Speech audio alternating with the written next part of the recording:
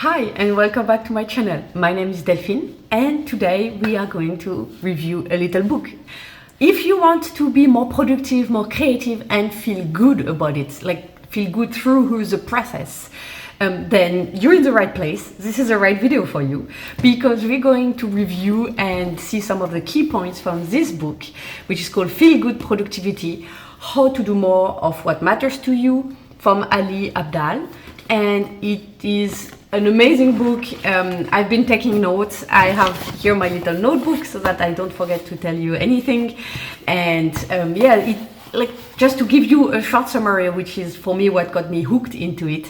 First, being more productive is always something appealing. I don't know about you, but you know, we have a limited amount of time. We have sometimes so many things to do. And what I liked is this book says, feeling good doesn't just end with feeling good. It actually changes our patterns of thoughts and behaviors by boosting your creativity, your productivity. So the goal is actually not to be more productive, but to feel good. And I mean, who does not want to feel good, right? He says, success doesn't lead to feeling good leads to success, which is very interesting. It's a really, really interesting book. He has, for each part, he has several parts, and each time there is real life story and anecdotes, and then it's backed up by some research, some actual tangible result. Ali Abdaal is himself a medical doctor, so he has a very scientific approach to it. So he's observing things, facts, there's anecdotes, there's stories, and then what is the research backing that up? Then what is the conclusion we can draw from it? What can we learn from that? And how can we actually put it in practice? This is also something I enjoy a lot, and I'm gonna tell you all about it, is that in each part, everything he sets, there is concrete exercises for you to do to help you figure the things out. It's not just theory. It's very easy to read because the anecdotes are fun, are nice. The research is explained, but it's very smooth. And then you also go into concrete exercises that you can apply what you just read. And this is perfect. And through the book, it takes you along of a kind of a journey of self-reflection and so on. And he has three big parts. Each is divided into kind of three subparts. It's Energize, then we see Unblock, and then Energize, Unblock, and then the third one is Sustain. And it kind of makes sense, you will see. Energize is subdivided into play, power, and people. Unblock is subdivided into clarity, courage, and then getting started. And Sustain is conserve, recharge, and align, which is also something very important because you see sometimes a lot of those productivity tips and so on, and they feel draining. Like how can you do that your whole life? How can you do that even weeks on end? Sometimes I see a lot of these great tips and I see the thing and I'm like, just reading it, I'm exhausted and I feel drained. And so this is not the point of this book. And so let's get started. Let's not delay that further. So the part one, Energize, starts with play. And the concept with playing is basically to integrate the spirit of play and fun into your life. And he says one exercise he does is to identify your play personality. So he identifies 8 of them. He gives you some description from all of this so that you can find out which will be yours. And then based on this, you can also have an idea of how you would approach what would be fun for you, how you could approach a specific situation and turn it into something playful and fun to you. He also speaks about curiosity, which is very important into exactly finding adventures and all of that. He says about finding the fun, so you can try to, in little things all around. He has a post-it notes trick. He also speaks about, some feedback of how you can enjoy the process, because if you of course enjoy the process more, then you're gonna find the fun. And he's giving examples with really out of his own life, out of anecdotes of tasks which are really sounding not fun at all, really not at all. And how can you, based on your personality, what you like, your personality you just identified before, bring some fun into it. And this is really fascinating because at the beginning you think, yeah, there is no way you're gonna turn that into fun. And then he gives example how you applied it. And you're like, yeah, okay, that actually starts sounding like fun. And it's crazy. Then he says you should lower the stakes by, for example, reframing your failures. So don't be serious, be sincere. This is something I think is now widely known, that failure should not be thought as, a failure in itself, but as something to learn from, as something to use along your learning process. If you never fail, you never learn. But I think this is a concept that is now widely known. And then at the end of this part, he has some key points, some key summaries. This is something he does after each subpart. There is these little summaries. So when you just read it, or if you have read the book, it's not enough to just read the key points. But if you have read the chapters already and you just want to come back to the book at some point, you don't have, like me, to take detailed notes all the time. You could just go back to these key points, for example, and then you will remember what he was writing about. Then the second subpart is power, but it does not mean power in the sense like power over the other. Like, power can be seen sometimes as a bad word, but you mean it in the sense of personal empowerment. And this sounds much better, right? So he said this is something like you create for yourself to boost your confidence. This is the most important thing for your personal empowerment, boosting your confidence. He says believing you can is the first step in making sure you actually can. It's kind of a bit this concept of fake it until you make it idea somehow. He talks about this experiment, which is like the confidence switch, like switching something and like consciously changing the way you will act about something. It details it a lot more, obviously, but it's very interesting. I think this is also something that is now more and more widely known, so you might have heard of this concept already before.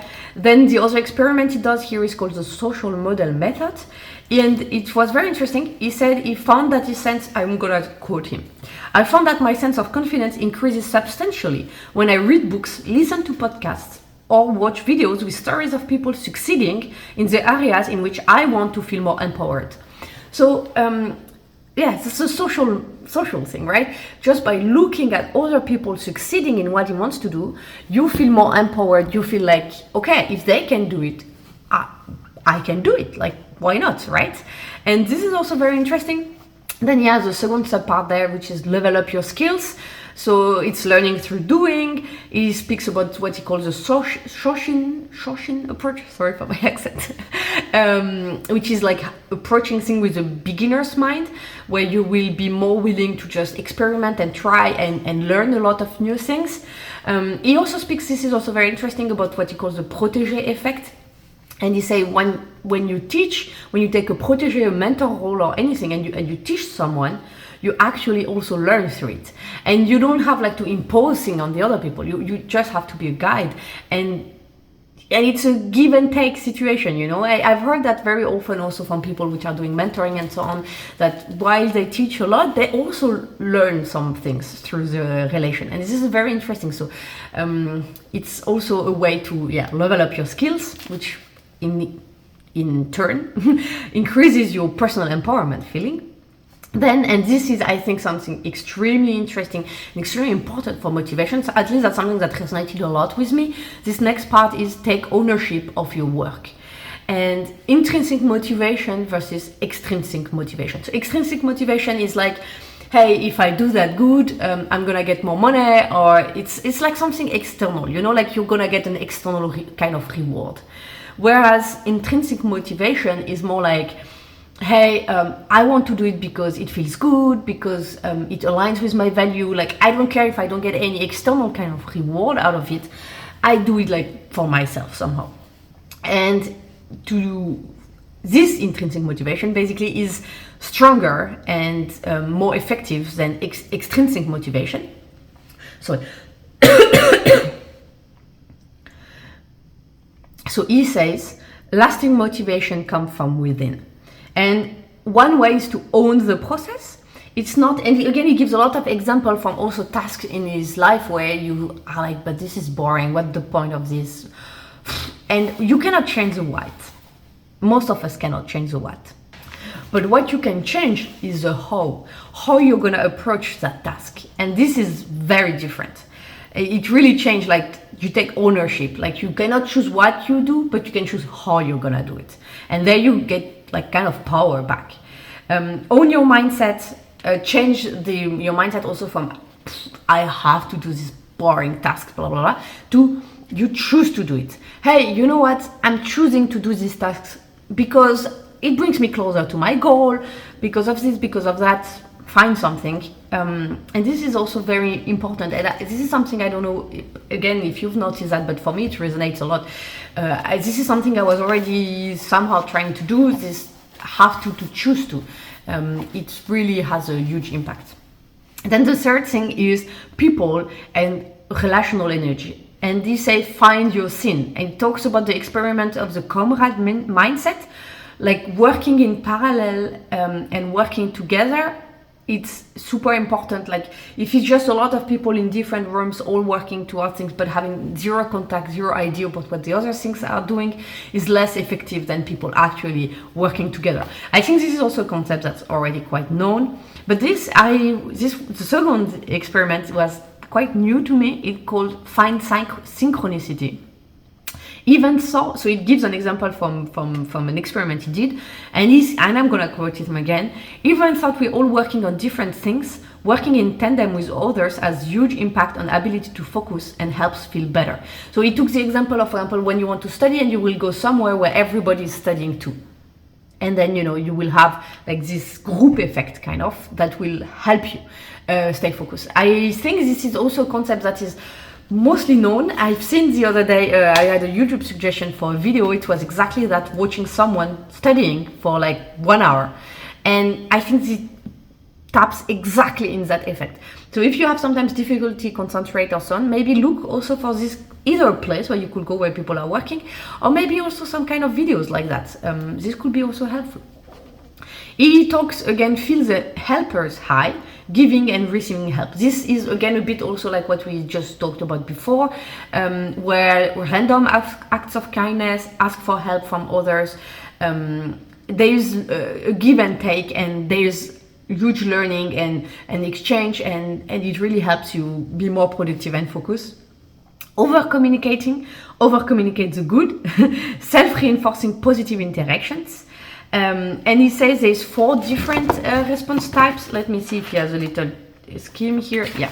So he says there's like 4, you have this chart. And when you are communicating, there's like 4 different kind of responses you could get. And you have to work towards surrounding yourself with people that give you the kind of responses you need. So this will be responsive with a constructive and active. That's the best, like what's often called a kind of cheerleading persona. This is very helpful for you to be more like productive and so on. And the opposite of that would be, for example, self-centered personality, where they stay passive and they might do even destructive kind of comments. And this is not the person you want to necessarily surround yourself with or communicate most with. And they say also it's also important to over communicate the not so good, not just the good but the not so good. And it's not about trying to be honest 100%. This is very interesting. He said if you say you are honest, it means that you know the truth, but who knows the absolute truth? So it's not about being honest in the sense that I know what the truth is and I'm being honest about the truth.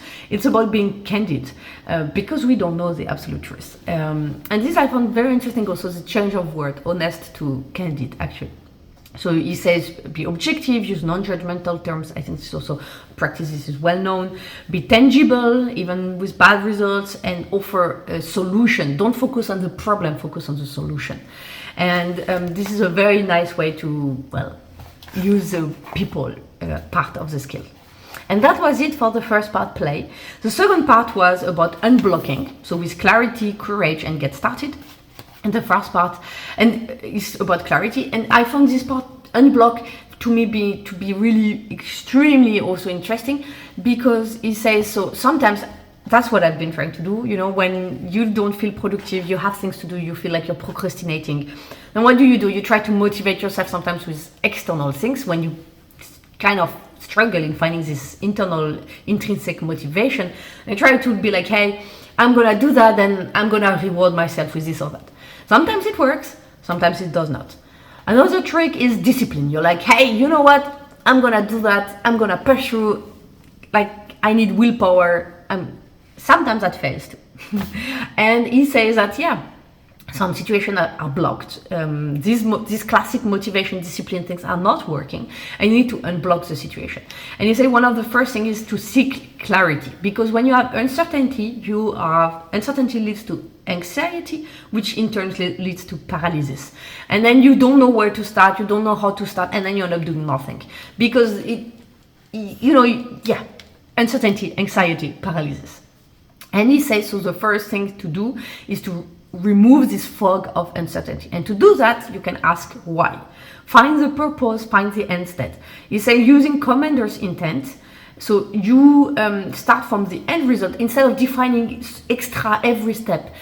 Be clear about what the purpose, the intention is, like what you want to achieve. Maybe it will not be exactly that, but like the overall goal. And then the steps might evolve, might change. But what matters is the intent. It gives very good examples, but this video is going to already be extremely long. I cannot get into all the details of all the examples, but I just want here to give you really like the key points that you could already have a start to think about all of that. Then he says the 5 whys. This is also very interesting. Ask yourself why 5 times to reach the source intention. So for example, hey, I want to ride bike. Why? Because, well, okay, but why? And you keep asking why. Like, I want to ride bike because I want to be faster to work. But why? Because it will free me time to do some of my hobbies. But why? And you keep like that. You see the idea. And then you will reach like your true motivation, like the true intention behind all of that, which is what you should then focus on. Then you should ask what? To turn this abstract purpose that you just identified into goals and actions. So he talks about nice goals instead of the SMART goals, the focused goal we've been hearing a lot about. And NICE stands for near-term, input-based, controllable, energizing. And I think this is also very interesting. He goes then a bit in detail about all of that and so on. And so for example, near term he talks about the crystal ball method. You can project yourself in the future and imagine you failed your goal. Why would you have failed your goal? Like imagine, okay, I wanted to go by bike to work. Now we're in 6 months or in 1 year and I'm not going by bike to work. Why could that be? And I'm going to be like, for example, yeah, the weather was bad. Okay. Then now, near term, what can you do to remedy that? How can you do it? And I found this very interesting, this idea of projecting yourself and also, be real about things and identify the potential hurdles you're gonna have, encounters, and then try to tackle them early on. Like, project yourself in the future, then come back now, tackle them now. And then ask when. If you don't know when you're doing something, chances are you won't do it. It's kind of true.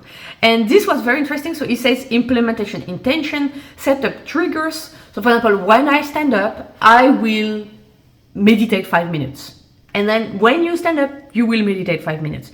When I will cook, I will listen to a podcast. Like you set yourself up some sort of triggers.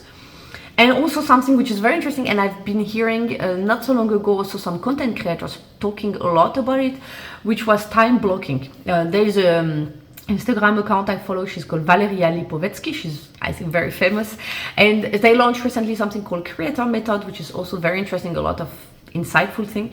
And in one of these things she said, if it's not in her calendar, it's not gonna get done. And so they plan everything in. She has a calendar where everything gets planned. And this is exactly what this experiment, this part is about. You should start by planning your day first. Then if that works good, you can go on to planning your week and then planning maybe your month and set calendar blockers for everything you want done. So the point is not to overblock your calendar, but the things you really want to get done, then you need to set them. Like, hey, I have to do some paperwork. you're always like, yeah, I don't need to block, I will do it when I will find some time here or there. And then, maybe it does not get done. Then set yourself a time. Hey, Tuesday, 8 to 9 p.m., I'm gonna do that paperwork. And then Tuesday, 8 to 9 p.m., you're gonna sit there and you're gonna get it done. And this I found is also something I was also sometimes using, really setting things in calendar, because otherwise it's easy to just push it further. Then the next part is find courage. So it's very interesting. It talks about the impact of fear and how this also can be paralyzing and blocking. And the first part is to know your fear, identify those fears. It's of course the first time towards overcoming them, because if you don't know what they are, you cannot overcome them.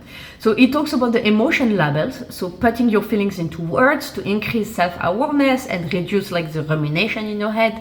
I think this is also a technique which is mostly nowadays well known. We got better as a newer generation at putting words on our feelings. And then this is also something I found very interesting, the identity level. I've heard about it in the kind of negative way, especially when it comes to raising children. Don't label your kids as he's a bad kid, he's a victim, he's too much energy. Don't put this kind of label, because they will become the label. But what I found extremely interesting is that you can actually reverse psychology that.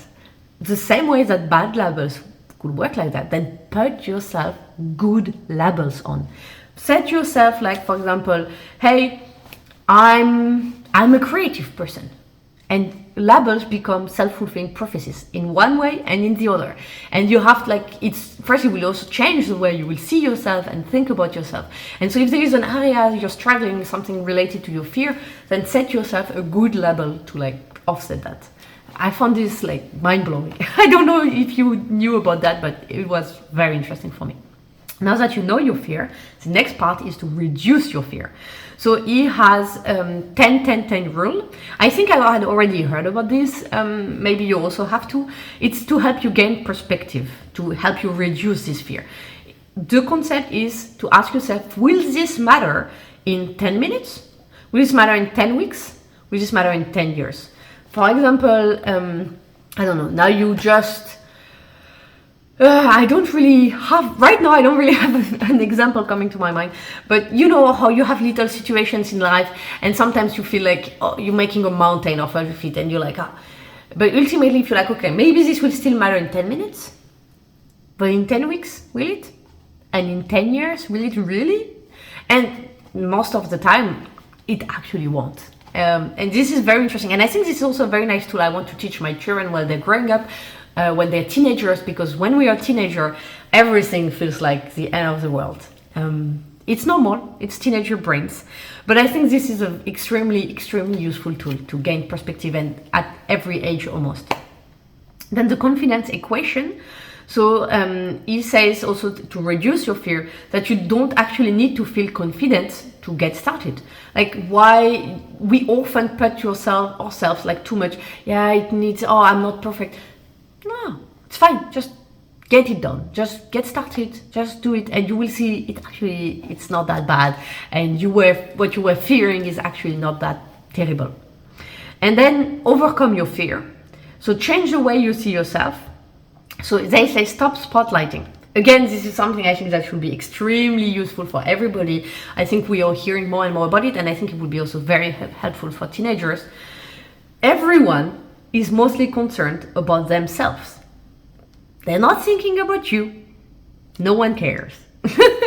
And this is crazy. And I sometimes, I'm consciously trying to remind myself, we always think, hey, I just did that, I'm so embarrassed, now everybody's gonna think about this. You have a meeting or you have a situation, whatever, and you said something stupid. And then you're like, oh my God, they're all thinking about this. No. 5 seconds later, no one is thinking about anything, because they're thinking about themselves, they're not thinking about you. And it's crazy, it's extremely liberating. I've been putting that into practice, and it sometimes takes a weight off. Then the Batman effect, I like the name. When they care, then step into an alter ego and create a mantra and affirmation. And this is very interesting. It's that's what the Batman effect. Create your own superhero alter ego. This persona, you can give it whatever name, whatever you want, which is whatever you want to be. Hey, it's super confident. It's, I don't know, if you feel not confident talking in public, this person has it all, is super charismatic and so on. And then just join that person on and like, I don't know how to say, emulate this alter ego, like step into an alter ego, exactly. And I think apparently it works a lot. I've not put that one yet in practice, but it's something that I'm actually working on. So I'm working on improving all of these things and putting them into practice in my own life, obviously, because it's like a gem. Anyway, so get started. That's the third blocker, is inertia.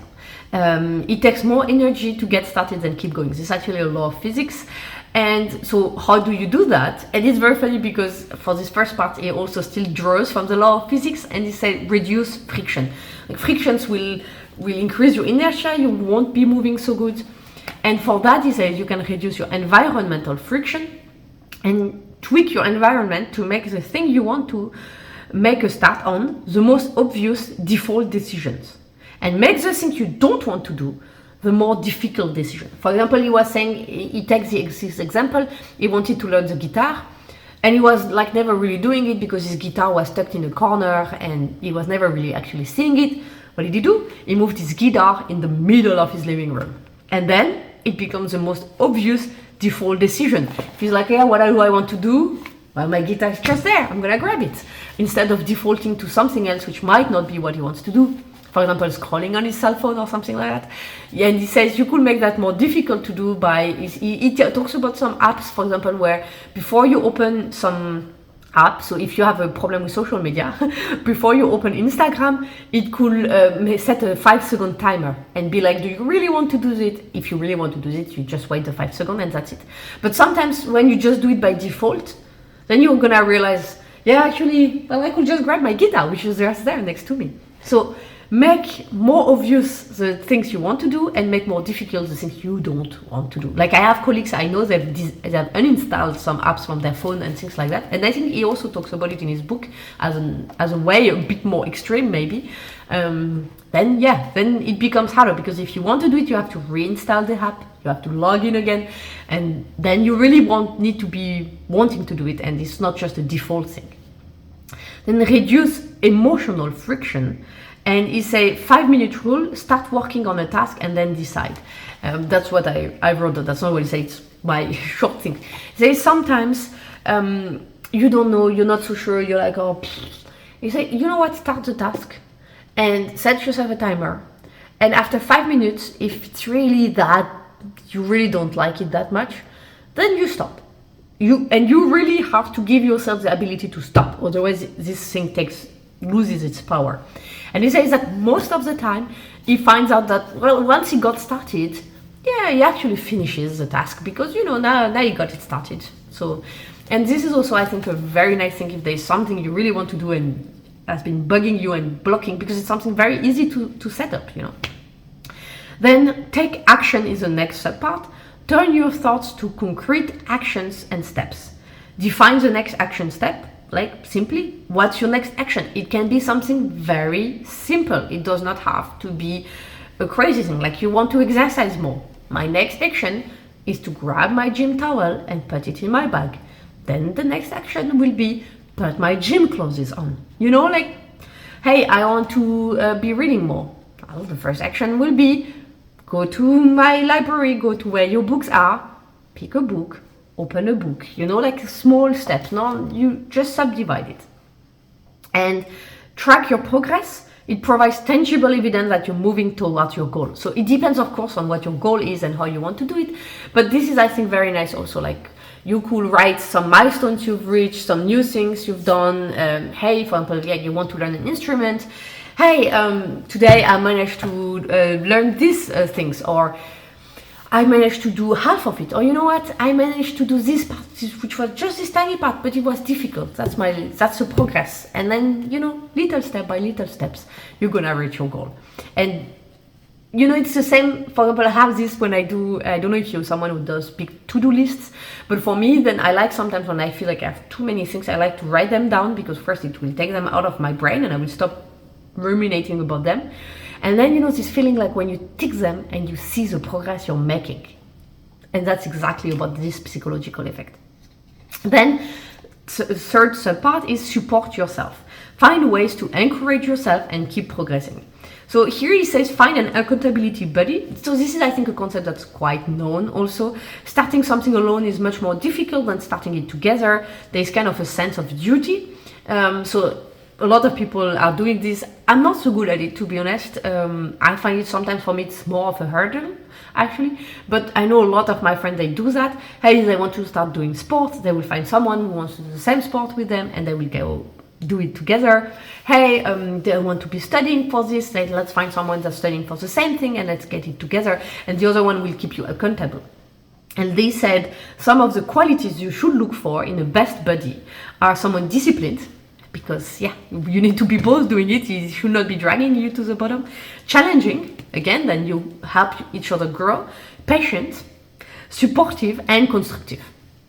And of course, there is a bit more details, but I think if you think about it, it makes sense, right? Then forgive yourself. This is also very important things. Self-loathing and guilt makes us even less likely to be productive. Celebrate the small wins and forgive yourself, because otherwise you go again into this negative circle. You don't forgive yourself, you feel guilty, oh, I did not do this, I'm bad, and you go into this kind of bad labeling also. If you just let go and forgive yourself, then you can go back to positive motion. And then the last part is called sustain. Conserve, recharge, and align. And this is extremely important, because this is exactly what I was talking about at the beginning. When you read so many of these things, you just read them and you see, and you're like, am I gonna be following this kind of super hard schedule? Like, I cannot. Like, it feels draining, it feels daunting. And here it's about avoiding. He identifies like 3 kinds of burnouts: overexertion, depletion, and misalignment. And each of the 3 parts now will tackle one of these kind of burnouts. So to avoid overexertion, it's to conserve.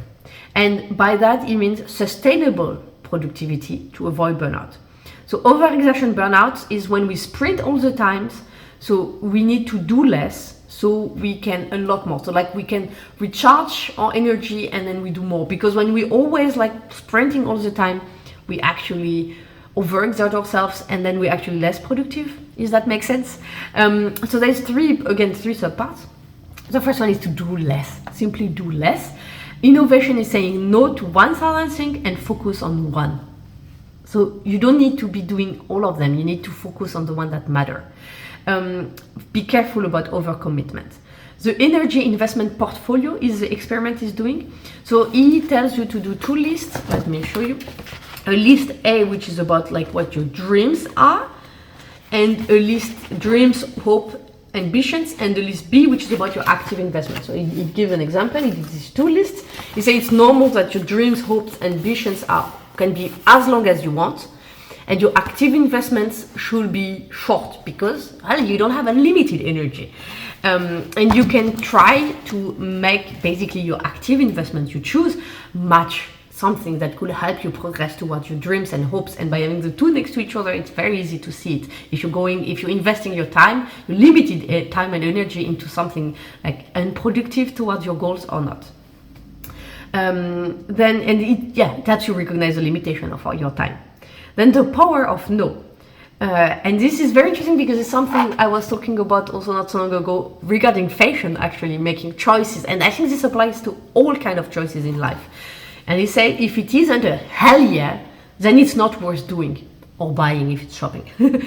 Every yes is a no to whatever else we could do instead. So again, we have a limited amount of time. If I choose to go biking with these friends, then I'm saying no to going for an ice cream with that one, or I'm saying no to just sitting on the sofa and relaxing. So you have to choose what you use your yes for, and be mindful that you cannot do everything. So yeah is a yes, and there has to be some no's. And if you wouldn't say yes to something happening tomorrow, you shouldn't say yes because it's in a month. This is very interesting also. You say very often someone will ask you something and you're like, yeah, it's in 3 weeks. Yeah, sure. Because you feel like it's far away. You will have the motivation at the time. No, if you don't have the intrinsic, if you don't have this hell yeah right now, you're not gonna have it in 2 or 3 weeks. Sometimes there are still things that should be done, that's not the point, but like for the things you could choose what you want to do, then you need this hell yeah. And if you're not having it now, then don't commit for something in a few weeks, which is the same, because it will also not be a hell yeah. Then resist distraction. Highest performance occasionally switch between tasks. So it's not about saying you can never switch between tasks. It's actually good to have a little bit of a task switch, but it should not be too much. And they say for that you can add friction, and this is again what we talked also a bit before. For example, you can install or log out of social medias, then it becomes harder to get distracted by that. And you can correct the course, Don't fail with abandon, begin again. So resist the distraction, hey, this did not work, I'm gonna move to something else. No, just begin again. It's not the end of the world, it's okay. You can start again. Then break more is a third subpart. Adding a break between 2 tasks requiring self-control. Schedule your breaks. Breaks are an absolute necessity. Well, I guess it depends on your kind of personality. I must admit, I don't have problem scheduling breaks. No, it's never a big deal. But you might have a kind of job which is very demanding, always high speed, like always asking, or activities which are like that. And then schedule breaks. Be like, okay, every 3 hours, I need to take a 10-minute break. Hey, I do not skip my lunch break. I need to take a half-minute break for lunch, or even 20 minutes, whatever you can afford, I don't know. But I need to take a break. And you have to recognize that taking these breaks are actually more benefiting for your productivity, because otherwise you will exhaust yourself and ultimately you are less productive. So it's better to take a little break, recharge, and come back more productive. So embrace energizing distractions. Life isn't about maintaining focus all the time. Yes, I like that, because again, these kind of things which are like sometimes makes you sound like superhuman things. So no, it's fine to have distractions. It's absolutely fine. It's not about being hyper focused. You need to recharge. It's fine to switch tasks. It's just about doing things in a way which is more benefiting for you. Then the second big subpart, let's say, is called recharge, and it's to avoid the depletion burnout. What we do when we feel drained versus what we should do sometimes. So for example, he says you could recharge creatively. He talks about calm activities, and calm activities, CALM, are activities which like taps into your competencies, a sense of autonomy, liberty, and are mellow. And he talks about calm hobbies, where personal advancement doesn't feature at all. There is no stake there. There is no challenge.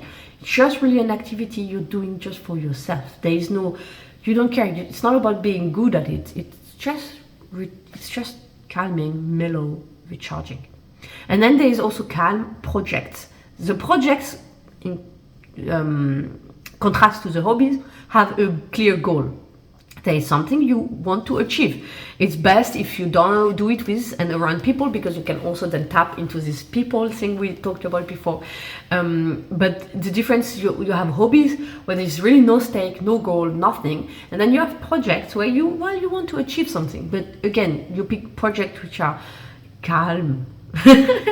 Then you can recharge naturally. This is also something I find great, and I think we know more and more about it nowadays. Nature helps us heal, replenish, and boost energy. Nature is very important. And they say bring in nature is one way. So if you have no real nature around you, then actually study shows that looking at a picture or having sounds of nature is already enough to help you. So if you don't have any nature around you, hanging a picture of a forest, this is already a great step. Listening to bird chirping sounds, this is already a great step. This is something I love a lot in Munich, for example, the city where I live. I think I read somewhere that 40% of the city is green. I'm now sitting in front of my windows and there are trees all around. There are buildings, of course, also because I live in the city centers, but there are trees. From my windows at work and from my windows at home in the office, I see a tree. And I think this does feel nice, and there is now also all these things where you can go and people organize walks in the forest. There's even tree hugging and all of that. And yeah, nature is very important. And then they say, yeah, take a walk. If you can do it in nature and with a friend, that's fine. They say, no, he said, sorry, best whether either in nature or with a friend. So we say, if you're in nature, then it's best to go alone because you can really soak in and focus on the nature around you.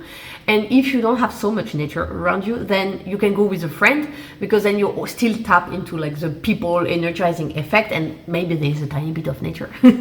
And there's no minimum or max duration of these walks. You can just go for 5 minutes, or you can go for 2 hours. It's as you want. There's not like, he gives, I think, this example at this point in the book, where he said, yeah, that there's these people which are like, yeah, every morning you should start with a 4-hour walk. Who has 4 hours? Like, some of these things, like, you just want to hold your eyes hard. You're like, yeah, they are great advice, but when you have a very demanding job, very demanding hobbies, people to take care of, whatever it could be, maybe I don't have... like sometimes I read not that long ago, someone was saying, in the morning you should do half an hour meditation, 1 hour sport, then you have to write half an hour in your mindful journal. Wait a second, that's 2 hours. Like, and if I do all the other things and so on, then basically I'm not sleeping anymore. So just adapt it. Just do. There's no minimum duration. Even a 5-minute walk will already bring benefits. Then recharge mindlessly. When you have zero energy anymore, like when you've really reached the end of the end, let your mind wander, it recharge and bring creativity. So just do nothing. Let your mind wander around. Let your thought bring you wherever you want. Just let it go. Like you don't have to do anything concrete. Then he talks about the rate of principle. Step away from achieving anything. Do nothing productive. By doing less today, you can do more of what matters to you tomorrow. And also, this is something very important. When you are completely depleted in anything, you will not really make any concrete progress. It's better to just step away, relax, sleep, recharge, whatever helps you, and then tackle it tomorrow with a newfound energy. And I don't know, I've noticed this also sometimes at work. When I'm very tired and so on, I'm trying to push through. First, I'm extremely slow, and then sometimes I will build in mistake, and the day after I will come back and be like, but why did I do that? This made no sense, and I have to correct some of the things. And so the time I actually spent the day before was actually lost. I should have rather just take a break and recharge, and then tackle it. And then last but not least, this video is extremely long, I'm very sorry guys. Align. Not all extrinsic motivation is bad, actually. We saw before intrinsic motivation is better than extrinsic motivation, which is extrinsic motivation is other people, money, all of this. But there's actually more like subtypes. So, for example, it identifies external motivation, other people, money, introjected, which is guilt, bad feelings, identified motivation, which is kind of your value, your goals, and then intrinsic motivation, which is like your inherent love of the process. And the more you move towards the intrinsic motivation, the more autonomous you are. And external motivation, you are less autonomous because, well, you depend on external factors. And the goal is, if you align your actions to your value, which is your identified motivation, you will generally feel more happy and motivated. I think this makes sense. I think we all know that. It's nothing very surprising. And he talks about the long-term horizon. Think about the end of your life and reappraise what matters in the here and now. We hear a lot, right, about people at the end of their life saying, hey, this and that. And I think this is something which is worth thinking about. The eulogy method is the next experiment. Write your own obituary and think about your eulogy. What would you like people to say about you? So writing your own obituary while you think about what you want to say. But writing your own eulogy is like thinking about what you want other people to say about you. And this helps you define also what matters to you, what is the important things to you. And then he talks also other experiments is the Odyssey plan, Design Your Life. It's based on this Bill Burnett book called Design Your Life. And he says define in 5 years different paths, a current path, an alternative path, and a radical path. And let me see, I think he might have here a little drawing or something like that. So it just shows it like that. Like you have 3 different kind of paths: your current path, your alternative path, and your radical path. And write all of them what they could be. So for example, your current path, what you're doing, what could be an alternative path like you could have been doing, and a radical path, like completely radical thing. And then you can like think about them, you know, and you can see where that brings you. Then another subpart is the medium-term horizon. So we saw now the long-term, now we move to the medium-term horizon. Value affirmation boosts confidence and make ideals real. I think this is also a quite well-known concept, you know, like to repeat to self value affirmations and so on. This is a practice which is now quite known. And it talks about the wheel of life, for example. This is very interesting. So he said you could draw this wheel where you write like so you make the different categories. You can make any you want. So here he gives a few examples, which are relationships, health, and work. But you could put whatever you want. And for example, in work he has money, mission, growth. In relationship he has family, romance, friends. In health he has body, mind, and soul. But again, you can have as many categories as you want. You can have different categories. There's no point in that. And then you have you see like the different subparts, and then the idea is that you should color how many of the subparts, like how you feel you are on this. So for example, for health, in body, where do you feel you are, and then works towards improving it. That's what we want to do, right? And then he talks also about the 12-month celebration, right? For each wheel category, what you would like to celebrate or have accomplished in 12 months. And this, I think, is also a very, very nice concept. So be like, okay, in 12 months, I would like to be like, to say, for example, body, I would like to celebrate that, I don't know, if it's to do with sport, hey, I wanted to pass this new level in sport or whatever, I reached it. Or, hey, I managed to go consistently every week, once a week to do that. Whatever your goal is, find what you want to celebrate, and then this is kind of the goal you want to reach. And then the short-term horizon, and this is the last part, think about your values at the level of daily choices, short-term. The 3 alignment quest is the first experiment. Each morning, choose 3 actions for the day to bring you closer. You choose, he advises, so based on the wheel you just did, to choose 1 action per life wheel category. So 1 action for health, for example, 1 action was relationship, and 1 action for work. And then in each of them has subcategories, and so you choose 1 of the subcategory only. You cannot do in each of subcategories. So for health, you could, for example, pick mind. For work, you will pick, I don't know, your goal, you know? And you choose 1 and you set yourself 3 goals for the day. And then he talks about the alignment experience. So when there's a problem, like take a scientific approach kind of. You identify your problem, then make an hypothesis. Why there's this problem and what could be one thing that might be helping to change it. That's the hypothesis. Maybe if I do this, it will change. Then actually execute your hypothesis. Do this change. And then keep track of the results. Was this effective? Was this not effective? And then adjust. And he says for a result, you can keep a log, a journal, whatever you want. And if it was not enough, then maybe formulate another hypothesis, maybe reduce your current hypothesis and just adjust and then align.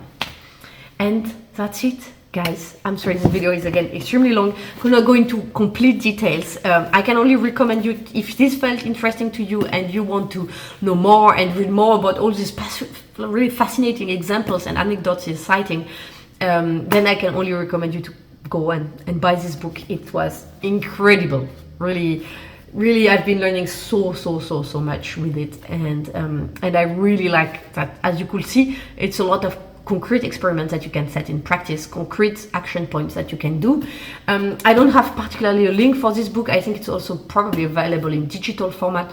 I would not necessarily recommend the audio because, as you could see, there are schemas and things in it, and you will lose that. Like the wheel I just showed you, you will not have that in the audiobook version. But it should be available everywhere. I bought my one, I think, through Amazon, but any book retailer will have it. It's really a classic. And that's it, guys. I hope you've enjoyed this video, and if you want to see more about my videos, my channel and all of that, then you can of course gladly subscribe, and I will wish you a lovely day wherever you are, and I will see you in the next video. Bye, guys.